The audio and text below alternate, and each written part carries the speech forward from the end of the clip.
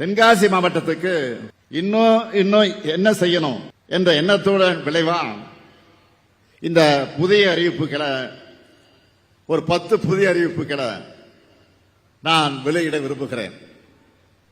முதல் அறிவிப்பு, புதுசா உருவாக்கப்பட்ட இந்த தென்காசி மாவட்டத்துக்கு மாவட்ட ஆட்சியர், காவல் கண்காணிப்பாளர் உள்ளிட்ட அலுவலர்களுக்கு 15 கோடி ரூபாய் செலவில் 11 புதிய குடியிருப்புகள் கட்டப்படும்.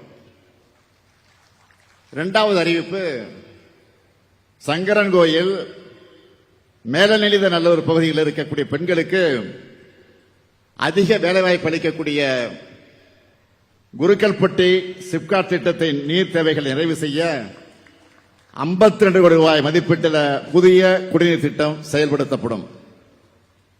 மூணாவது அறிவிப்பு, தென்காசி மாவட்டத்தில் இருக்கக்கூடிய மாற்றுத்திறனாளிகளுக்கான ஒருங்கிணைந்த சேவை மையம் 2 கோடி ரூபாய் மதிப்பீட்டில் அமைக்கப்படும்.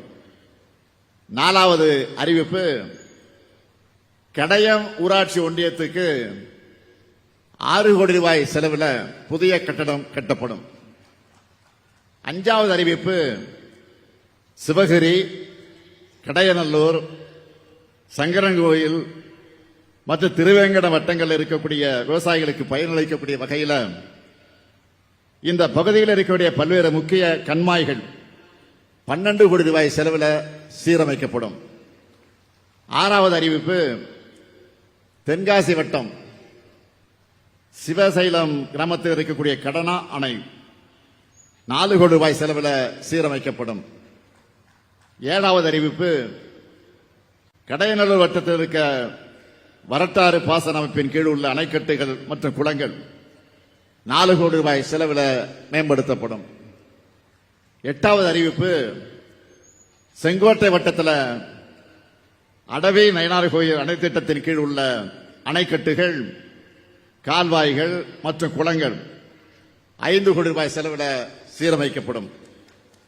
ஒன்பதாவது அறிவிப்பு, வீர கேரளம்புதூர் வட்டத்தில் இருக்க மாராந்தாய் கால்வாய் 2 கோடி ரூபாய் செலவில் சீரமைக்கப்படும்.